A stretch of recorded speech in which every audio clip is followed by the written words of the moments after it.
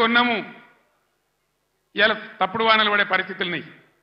అక్కడక్కడ తెచ్చిన వాళ్ళే వడ్లు తడిచిపోతున్నాయి కాంటాలు పెడతలేరు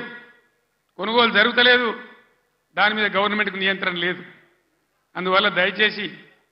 మేము కడుపులో పెట్టుకొని కాపాడిన రైతులు ఇలా ఆగమాగం అవుతా ఉన్నారు రైతు బంధు రాకపోతే అప్పుల పాలైండ్రు లక్షల కొద్ది మోటార్లు కాలినాయి ట్రాన్స్ఫార్మర్లు కాలినాయి 3 ఎకరాలు వేసిన 1 ఎకరమే పండింది ఆ ఎకరం పండిన దాన్ని కూడా కొనే దిక్కు లేదు డబ్బులు ఇస్తారో ఈరోజు తెలుస్తలేదు మద్దతు ధర వత్తలేదు బోనస్ వత్తలేదు బోనస్ బోగస్ కానియద్దు అందరం కలిసి కొట్లాడాలి నేను ముఖ్యమంత్రికి రాష్ట్ర ప్రభుత్వానికి హెచ్చరిక చేస్తా ఉన్నా బోనస్ పేరు మీద మీరు తప్పించుకోలేరు దానికి ఎలక్షన్ కమిషన్ అడ్డం రాదు మేము కూడా మీద కంప్లైంట్ ఇయ్యము ఏ రైతుకు ఎంత బాకీ ఉంటారో అంత బోనస్ చిట్టీలు కూడా ఇలా రాసి ఇవ్వండి ఎలక్షన్లలో బాండ్ రాసి ఇచ్చారు కదా అదే పద్ధతిలో ఇలా వాళ్ళకి బాండ్ ఇచ్చినట్టుగా ఇవ్వండి మీకు అంత కాదంటే ఎలక్షన్ తెల్లారి ఇవ్వండి కానీ బోనస్ ఎగబెడతామంటే మాత్రం ఇబ్బంది అయ్యే పరిస్థితి ఉంటుందని మనవి చేస్తా ఉన్నా మిషన్ భగీరథ 6 సంవత్సరాలు ఇంట్లో ఆ ఇంట్లోనే నల్లా వచ్చి నీళ్లు దుంకితే ఎంత బ్రహ్మాండంగా మనం పండగ చేసుకున్నాం ఒక ఆడబిడ్డ కనవల్లే లోడు మీద బిందెలు కనవల్లే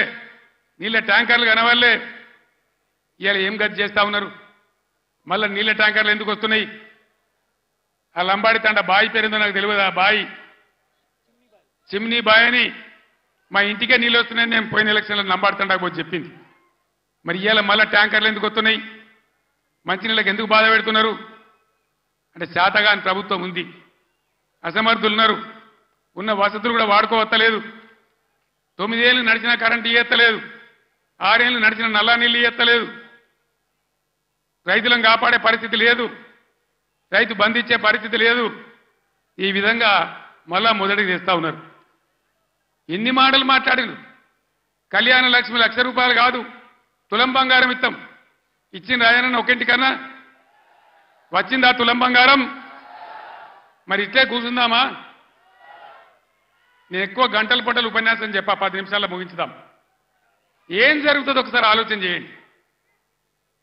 ఇన్ని వాగ్దానాలు చేసి ఇన్ని మాటలు చెప్పి మీ ఓట్లు తీసుకొని అధికారంలోకి వచ్చి ఇవాళ అన్నీ ఎగబెట్టి మళ్ళా ఎలక్షన్లో వచ్చి ఓట్లు అడుగుతారు ఎట్లా వేస్తారు ఓట్లు నాకు అర్థం కాదు వేస్తే ఏమవుతుంది ఏం జరుగుతుంది వేస్తే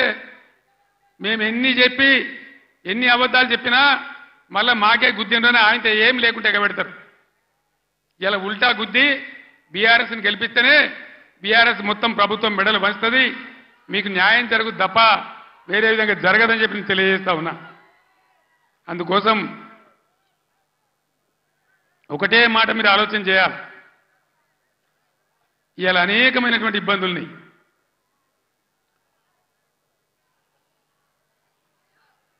ఈరోజు మంచి అభ్యర్థులను పెట్టినాం మంచి అన్ని విధాలుగా మిమ్మల్ని ఆదుకునే పద్ధతిలో వాళ్ళు పనిచేస్తారు వాళ్ళని గెలిపించాలని చెప్పి నేను మిమ్మల్ని కోరుతా ఉన్నా ఎంతసేపు చెప్పినా ఇదే చెప్పాలి ఇటు దింపి అడిదింపి ఒక్కటే మాట నేను చెప్తా ఉన్నా ప్రజాస్వామ్యంలో ప్రజలు అన్ని ఆలోచించి ఓట్లు వేయాలి మన కళ్ళ ముందే మనల్ని మోసం చేస్తుంటే మళ్ళీ వాళ్ళకే సర్దిగడితే మళ్ళీ వాళ్ళకే ఓట్లేస్తే ఎటు కాకుండా అయితే ఆగమవుతాం సంగమేశ్వర బసమేశ్వర కావాలన్నా కాళేశ్వరం పనులు పూర్తి కావాలన్నా కడుపు నిండా మళ్ళీ నీళ్లు రావాలన్నా కరెంటు మంచిగా రావాలన్నా ఈ ప్రభుత్వాన్ని మెడలు వంచాలి నేను ఇంకో మాట కూడా మీకు చెప్తా ఉన్నా వాస్తవంగా వాళ్ళు గెలిచినరు మాకేం ఓర్వలేనితనం లేదు వాళ్ళు కూడా ఉండాలి 5 ఏళ్ళు పనిచేయాలి అప్పుడే నల్లదేందో తెల్లదేందో తెలుస్తుంది కానీ ముఖ్యమంత్రి మాట్లాడే మాటలు చూస్తే సభలలోనే వణుకుడు చూస్తే తిరగబడ్డ జనం తెలంగాణలో సర్వే రిపోర్ట్లు వస్తున్నాయి కాంగ్రెస్కు 2 సీట్ల కన్నా ఎక్కువ రావు అని అంతటా అన్ని జిల్లాలలో కూడా రైతాంగం తిరగబడతా ఉంది అందుకే ముఖ్యమంత్రి నిన్న నారాయణపేట సభలో ఆయన భయం ఆయన కంపం చూస్తే ఈ గవర్నమెంట్ ఏడాది కూడా ఉండట్లేదని మనం చేస్తా ఉన్నా ఎవడు ఎప్పుడు పోయి బీజేపీలో కలుస్తాడో ముఖ్యమంత్రి జంపు కొడతాడో ఏమవుతుందో ముఖ్యమంత్రి ఈడో మాట మాట్లాడతాడు ఢిల్లీకి పోయి బీజేపీ కోటేమని టీవీలో చెప్తాడు అంటే ఏం జరుగుతుంది ఎవరికి ఎవడు బీ టీము ఎవరు కలిసిపోయినరు ఒకసారి ఆలోచన చేయాలి దయచేసి ఏ మార్పాటుగా ఉంటే ఇబ్బంది జరుగుతుంది కాంగ్రెస్ గతంలో కూడా మీరు 60 ఏళ్ళు చూసినారు ఇంకా కూడా ముందరికి మోసపోతే దెబ్బతింటాం. ఇక బీజేపీ పార్టీ ఏమన్నా ఏకైనా పనిచేసిందా మన రాష్ట్రానికి? పెద్దలు చెప్పారు, అక్కెరకు రాని చుట్టము మొక్కిన మరం ఇయ్యని వేల్పు మోరమున దానెక్కిన బారని గుర్రము గ్రక్కున విడవంగా వలవి కదరా సుమతన్న. బీజేపీ అక్కడికి రాని చుట్టం. ఒక మెడికల్ కాలేజ్ ఇయ్యలే, ఒక నవోదయ కాలేజ్ ఇయ్యలే, ఒక జాతీయ ప్రాజెక్ట్ ఇయ్యలే.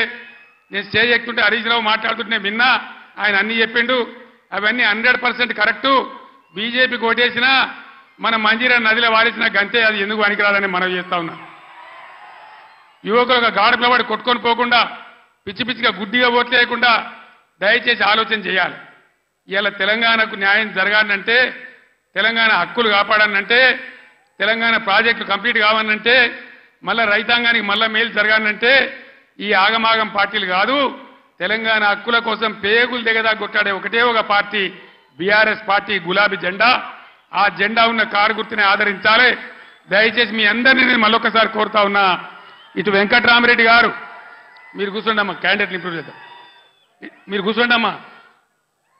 మీరు కూర్చోండి బ్రదర్. వెంకట్రామరెడ్డి గారు ఒక ఐఏఎస్ అధికారి, ఈ జిల్లాకు సేవ చేసిన వాడు. ఆయనకు డబ్బులు అవసరం లేదు, సేవ చేద్దామని వచ్చినాడు. దయచేసి మెదక్ అభ్యర్థిగా